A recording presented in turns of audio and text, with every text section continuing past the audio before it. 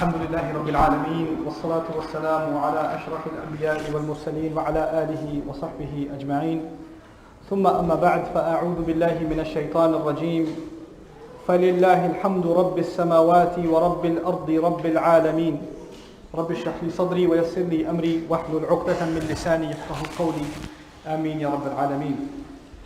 Assalamu alaikum wa rahmatullahi wa barakatuh. I recited an ayah of, let me go back, Urdu. ابھی میں نے آپ کے سامنے سورہ جاسیہ کی ایک آیت کی قرات کی ہے. آیت عربی میں یہ ہے فَلِلَّهِ الْحَمْدُ رَبِّ السَّمَاوَاتِ وَرَبِّ الْأَرْضِ رَبِّ الْعَالَمِينَ. سیکنڈ لاسٹ آیت کی اور سورت کے ختم ہونے سے ایک آیت پہلے یہ آیت ہے. اچھا، اس آیت میں اللہ تعالیٰ کی حمد کی گئی ہے. میں نے پہلے آپ سے ایک کمپیریزن کے دوران میں نے آپ کو بتایا تھا کہ الحمدللہ فاتحہ میں ہے، للہ الحمد اسی سورت جاسیہ میں ہے. فاتحہ میں رب العالمین ہے، جاسیہ میں آپ غور سے سنیں للہ الحمد رب السماوات و رب الارض رب العالمین. کیا اضافہ ہے؟ رب السماوات و رب الارض. اب فاتحہ میں رب السماوات و رب الارض نہیں ہے لیکن جاسیہ میں ہے. میں نے آپ کو یہ سمجھایا کہ فاتحہ میں کیونکہ اصل مقصد ایک تعلق ہے اور وہ تعلق آسمانوں اور زمین کے بجائے کس کے ساتھ ہے؟ ہمارے اور اللہ تعالیٰ کے درمیان رب اور رب کا تعلق ہے. وہاں سماوات اور زمین کی بات کی ضرورت نہیں ہے. تو اسی طرح سائڈ پہ میں نے سوچا کہ میں آپ کو یہ کیوں نہ بتا دوں کہ وہاں کیوں ذکر ہے. سورہ جاسیہ میں السماوات والارض کیوں ہے، پھر رب العالمین خالی کیوں نہیں ہے وہاں پر، اور یہ کہاں ہے اس کے آخر میں. میں آپ کو کچھ اور آیات کا مطالعہ کر کے سنا دوں سورہ جاسیہ ہی کی آیات کا. ان فی السماوات والارض لآیات للمؤمنین. بے شک آسمانوں اور زمینوں میں بہت ساری آیات ہیں، بہت ساری ہدایت دینے والی چیزیں ہیں ایمان والوں کے لیے. وَلِلَّهِ مُلْكُ السَّمَاوَاتِ وَالْأَرْضِ. اللہ تعالیٰ ہی کے لیے ہے تمام بادشاہی آسمانوں اور زمین کی. وَيَوْمَ تَقُومُ السَّاعَةُ يَخْسِرُ الْمُبْطِلُونَ. جس دن آخری گھڑی قائم ہوگی تو جھوٹ بولنے والے اور جھوٹ کا الزام لگانے والے ان کے تمام تر اعمال ضائع ہو جائیں گے. وَخَلَقَ اللَّهُ السَّمَاوَاتِ وَالْأَرْضِ بِالْحَقِّ. اللہ تعالیٰ نے آسمانوں اور زمین کی تخلیق مقصد کے لیے کی تھی، برحق کی تھی، ایک ضرورت کے لیے کی تھی. لِتَجْزِيَ كُلُّ نَفْسٍ. اور ساتھ ہی یہ بھی کہہ دیا تمام انسانوں کو اپنی جزا اس دن ملے گی. میرا کہنے کا مقصد یہ ہے کہ سورہ جاسیہ میں جگہ جگہ یا تو انسانوں پر اللہ تعالیٰ کے اختیار کا ذکر ہے یا آسمانوں اور زمین پر اختیار کا ذکر ہے. تو جہاں بات ختم ہوئی تو کیا کہنا ضروری تھا، کیا یاد دلانا ضروری تھا؟ اللہ تعالیٰ کی ربوبیت نہ صرف انسان پر بٹ آلسو ساتھ ہی ساتھ آسمانوں اور زمین پر، کیونکہ وہ بات چلتی آ رہی ہے. تو جہاں کلام میں اس بات کا پہلے سے ایک طرح سے ایک سٹیج انہوں نے اللہ تعالیٰ نے سیٹ کیا ہوا ہے، ایک بات کا ذکر بار بار کیا ہے تو اس کو دہرایا آخر میں. جہاں نہیں کیا وہاں نہیں دہرایا. تو ہر آیت میں اس چیز کا ذکر ہے جہاں اس کی ضرورت ہو، جو اس کی جگہ کے مناسب ہو، جو اس کا محل ہو. اچھا، دوسری بات، فاتحہ میں اللہ تعالیٰ کی بڑائی کا ذکر نہیں ہے. ہم نماز میں کہتے ہیں اللہ اکبر اللہ اکبر. اب سورہ جاسیہ میں جس سورت کا میں آپ سے ذکر کر رہا ہوں اس کی آخری آیت پر ذرا ایک سیکنڈ دھیان دیتے ہیں. وَلَهُ الْكِبْرِيَاءُ فِي السَّمَاوَاتِ وَالْأَرْضِ وَهُوَ الْعَزِيزُ الْحَكِيمُ. اور تمام بڑائی اللہ تعالیٰ ہی کے لیے ہے. بڑائی کا ذکر ہے. کبریا کے مقصد کا معنی بڑائی. اچھا، فاتحہ میں کبریا نہیں ہے. الحمدللہ رب العالمین، ناٹ الکبریاء للہ رب العالمین. الحمد والکبریاء للہ رب العالمین. نہیں، بڑائی کا ذکر ہے ہی نہیں سرے سے. تو سوال یہ پیدا ہوتا ہے کہ اگر جاسیہ میں بڑائی کا ذکر ہے تو کیوں ہے، اور اگر فاتحہ میں نہیں ہے تو کیوں نہیں ہے؟ یہ اور یہ کیوں کا سوال دوبارہ میں آپ کے سامنے لے کر آ رہا ہوں نا. اچھا، سورہ جاسیہ میں جو شروعات ہے اس سورت کی، اس سورت کے شروع میں اللہ تعالیٰ نے کہا وَيْلٌ لِكُلِّ أَفَّاكٍ أَثِيمٍ.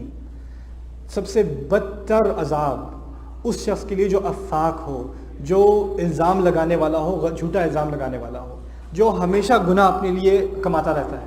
یسمع آیات اللہ تتلی علیہ. اللہ تعالیٰ کی آیات کو سنتا ہے، اس پر پڑھائی جاتی ہیں. ثم یصر مستکبرا. پھر وہ اپنی بڑائی کے اپنے گھمنڈ میں پیچھے مڑ کے چلا جاتا ہے. اس کو اپنے اوپر بڑا ناز ہے، اس کو اپنے لیے استکبار ہے، جس میں تکبر ہونا. تکبر کا لفظ ہمارے ہاں بھی مستعمل ہے، عربی میں بھی ہے، استکبار بھی ہے عربی میں. اللہ تعالیٰ نے اس صورت کے شروع میں ایک انسان کا ذکر کیا جو اپنے لیے کبریا چاہتا ہے. وَلَّا مُسْتَكْبِرًا ثُمَّ يُصِرُّ مُسْتَكْبِرًا كَأَن لَّمْ يَسْمَعْهَا. وہ ایسے مڑ کے واپس جاتا ہے جیسے اس نے کچھ سنا ہی نہیں. ایسے مڑ کے جاتا ہے. اللہ تعالیٰ نے اس کی کبر کا ذکر کیا, اس کے تکبر کا ذکر کیا, تو وہ یہ صورت کے شروع میں ہے, تو صورت کے آخر میں اس بات کو صحیح کیا اور کہا کبر کہاں جانا چاہیے, کبریا کا حق کس کو ہے, اللہ تعالیٰ کو اکیلے ہے. تو جہاں انسان کی کبریائی کا ذکر آیا, انسان کے تکبر کا ذکر آیا, وہاں آخر میں اللہ تعالیٰ کی اپنی بڑائی کا ذکر آیا. فاتحہ میں انسان کی کبریائی کا ذکر نہیں ہے, انسان کے تکبر کا ذکر نہیں ہے, تو وہاں اس کا مقام نہیں ہے. جاسیہ میں ہے, جاسیہ میں ذکر ہے. تو یہ ساتھ ساتھ جیسے ہم جا رہے ہیں, میں آپ کو یہ دکھانا چاہ رہا ہوں کہ آپ قرآن میں جب ترجمہ پڑھتے ہیں نا, تو آپ کو اس بات کا احساس نہیں ہوگا کہ کلام میں ایک تسلسل ہے. جو بات شروع میں کہی گئی ہے وہ آخر سے کنیکٹڈ ہے, اس کا ان کا آپس میں تعلق ہے. اور یہ چیزیں جو ہیں انہی کو کیا کہتے ہیں, ڈسکور کو کیا کہتے ہیں یار, نہیں وہ والا ڈسکور نہیں, آپ کوئی چیز ڈسکور کرتے ہیں کلام میں, دریافت, انہی چیزوں کو دریافت کرنے میں قرآن کی اصل خوبصورتی ہے. یہی چیزیں ہیں قرآن کی خوبصورتی, جس پہ ہماری نظر آتی نہیں, جس ایسی گزر جاتی ہے, پتہ بھی نہیں چلتا ہم نے کیا پڑھا ہے. وَلَهُ الْكِبْرِيَاءُ فِي السَّمَاوَاتِ وَالْأَرْضِ. اچھا, ناؤ اگلی بات جو میں آپ کے سامنے رکھنا چاہتا ہوں وہ دو صفات ہیں, الرحمن الرحیم. اور یہ میرے نزدیک قرآن کی خوبصورت ترین آیات میں سے ہے, نہ صرف روحانی اعتبار سے, نہ صرف ایمانی اعتبار سے, وہ تو اپنی جگہ ہے, لیکن لغوی اعتبار سے, زبان کے اعتبار سے. عربی میں کہتے ہیں فَهَذِهِ الْآيَةُ فِي مُنْتَهَى الْبَلَاغَةِ وَالْفَصَاحَةِ. یہ آیت, اس آیت میں فصاحت, بلاغت, جمال, خوبصورتی کی انتہا ہے, اس کی انتہا ہے. کیسے ہے؟ الرحمن الرحیم کا اردو میں کسی کو ترجمہ پتہ ہے؟ کسی کو نہیں پتا, کسی کو نہیں یاد؟ الرحمن الرحیم جو رحمان الرحیم ہے, بہت اچھا ترجمہ ہے. جو مہربان ہے, نہایت مہربان ہے اور رحیم ہے اور رحم کرنے والا ہے.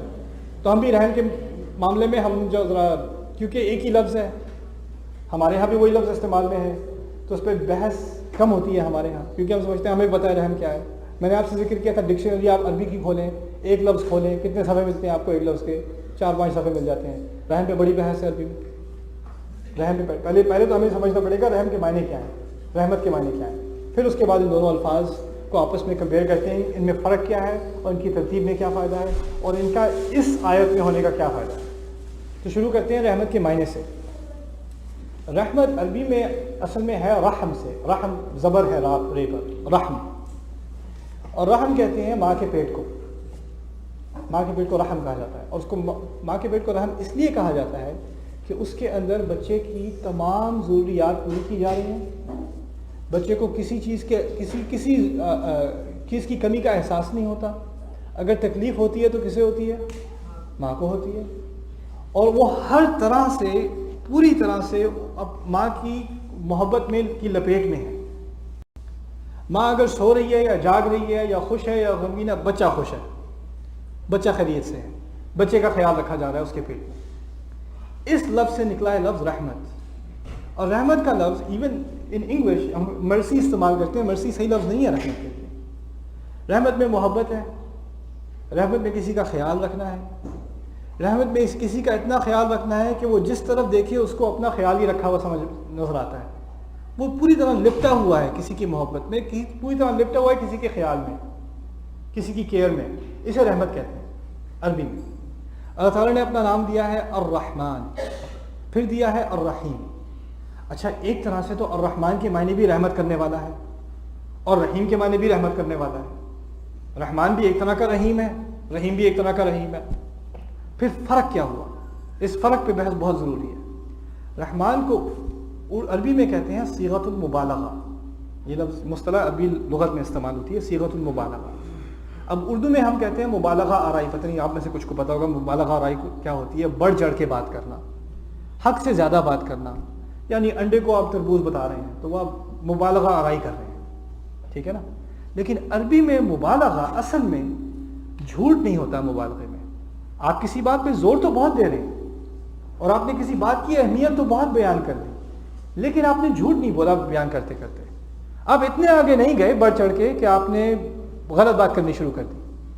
فرض کریں آپ مبالغے میں کہتے ہیں میں یہ جو آپ کہیں یہ بندہ اتنا لمبا ہے یار, یہ گھر میں جاتا ہے اس کی چھت پہ کریک لگے ہوئے سارے.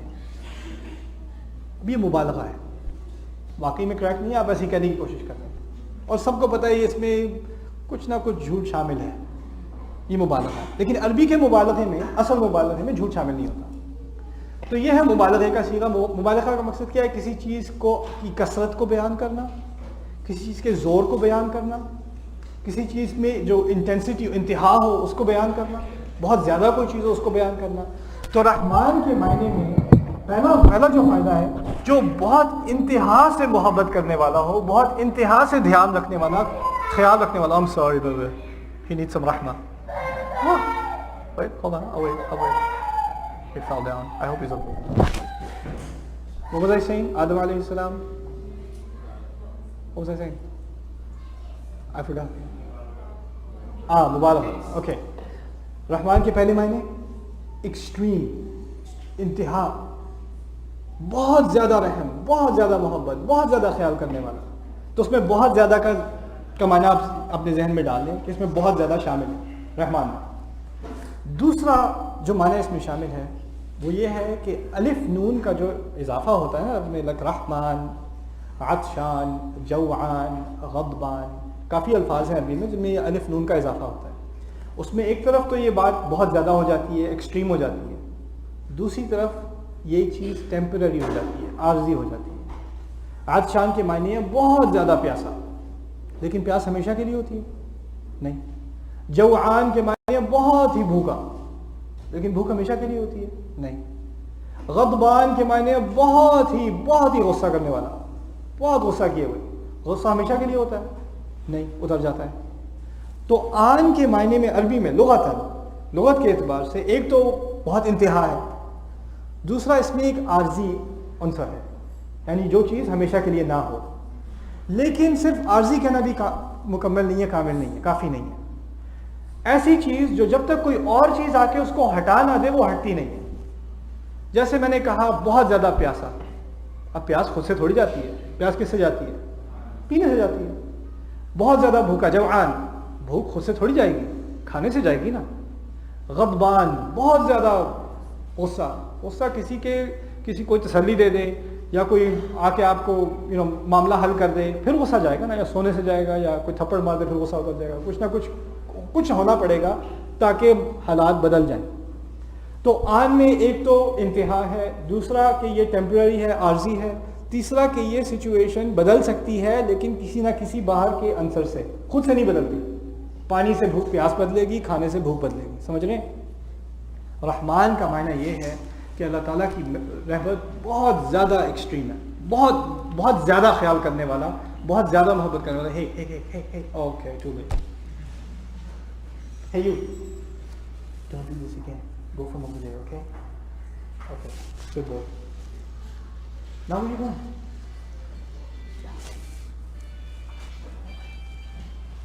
Okay, back this way. It's fine. Just go, you win. Goodbye. Okay. It has to be, it's a tradition. Okay. What was I saying?